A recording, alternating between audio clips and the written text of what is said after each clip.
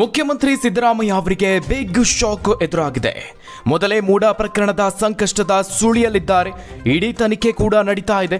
ಇಂತಹ ಸಂದರ್ಭದಲ್ಲೇ ಇದ್ದಕ್ಕಿದ್ದಂತೆ ಶಾಕಿಂಗ್ ಸುದ್ದಿ ಇದು. ಯಾರು ಇದನ್ನು ನಿರೀಕ್ಷಿಸಿರಲಿಲ್ಲ. ಸಿದ್ದು ಬಳಗದ ಶಾಸಕ ರಾಜೀನಾಮೆ ನೀಡಿದ್ದಾರೆ. ಈ ವಿಚಾರ ಈಗ ರಾಜ್ಯ ರಾಜಕೀಯದಲ್ಲಿ ಭಾರಿ ಸಂಚಲನ ಮೂಡಿಸ್ತಾ ಇದೆ.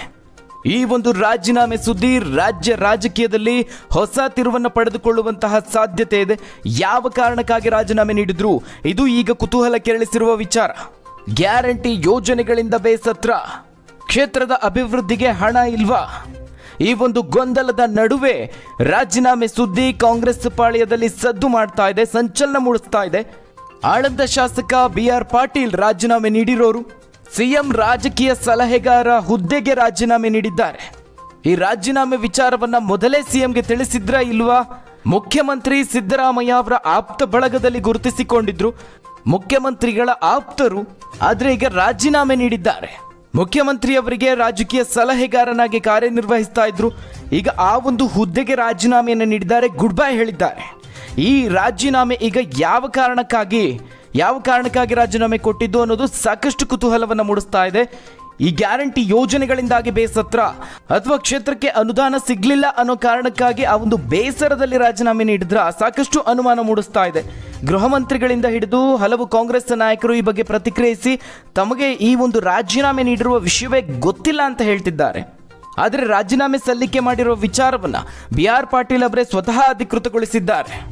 ಸಿಎಂ ಸಲಹೆಗಾರನ ಹುದ್ದೆಗೆ ನಾನು ರಾಜೀನಾಮೆ ನೀಡಿದ್ದೇನೆ, ರಾಜೀನಾಮೆ ಪತ್ರವನ್ನ ಸಿದ್ದರಾಮಯ್ಯ ಅವರಿಗೆ ಈಗಾಗಲೇ ತಲುಪಿಸಿದ್ದೇನೆ ಅಂತ ಹೇಳಿದ್ದಾರೆ. ಆದರೆ ರಾಜೀನಾಮೆಗೆ ಕಾರಣ ಏನು ಅನ್ನೋ ಪ್ರಶ್ನೆಗೆ ಬೇರೇನೂ ಕಾರಣ ಇಲ್ಲ, ನಾನಾಗಿಯೇ ತನ್ನ ರಾಜೀನಾಮೆಯನ್ನು ನೀಡಿದ್ದೇನೆ ಅಂತ ಸ್ಪಷ್ಟಪಡಿಸಿದ್ದಾರೆ. ಇದೇ ಆಳಂದ ಶಾಸಕ BR ಪಾಟೀಲ್ ಅವರು ಈ ಹಿಂದೆಯೂ ಸಹ ಸರ್ಕಾರದ ಕೆಲವೊಂದು ಕಾರ್ಯವೈಖರಿಯ ಬಗ್ಗೆ ಅಸಮಾಧಾನವನ್ನು ಹೊರಹಾಕಿದ್ರು. ಗ್ಯಾರಂಟಿ ಯೋಜನೆಗಳ ಕುರಿತಾಗಿ ಅವರು ಈ ಹಿಂದೆ ಧ್ವನಿ ಎತ್ತಿದ್ರು.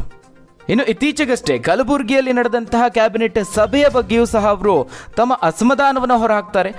ಕಲ್ಯಾಣ ಕರ್ನಾಟಕದಲ್ಲಿ ನಡೆದಂತಹ ಕ್ಯಾಬಿನೆಟ್ ಸಭೆ ಅಸಮಾಧಾನ ತಂದಿದೆ ಹೊರತು ತೃಪ್ತಿ ತಂದಿಲ್ಲ ಅಂತ ಹೇಳಿದ್ರು.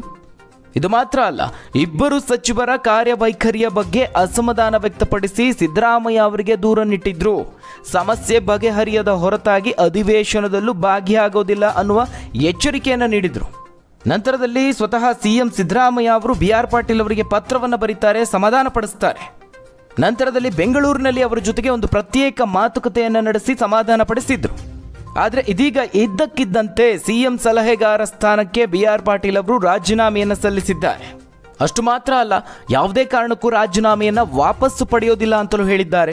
ಗ್ಯಾರಂಟಿ ಯೋಜನೆಗಳಿಂದ ಶಾಸಕರ ಕ್ಷೇತ್ರಕ್ಕೆ ಅನುದಾನ ಸಿಗ್ತಾ ಇಲ್ಲ, ಸಾಕಷ್ಟು ಸಮಸ್ಯೆಗಳಿದೆ, ಎಲ್ಲವನ್ನ ಬಹಿರಂಗವಾಗಿ ಹೇಳೋದಕ್ಕೆ ಸಾಧ್ಯ ಆಗೋದಿಲ್ಲ ಅಂತ ಮಾಧ್ಯಮಗಳಿಗೆ ಪ್ರತಿಕ್ರಿಯೆಯನ್ನು ನೀಡಿದ್ದಾರೆ.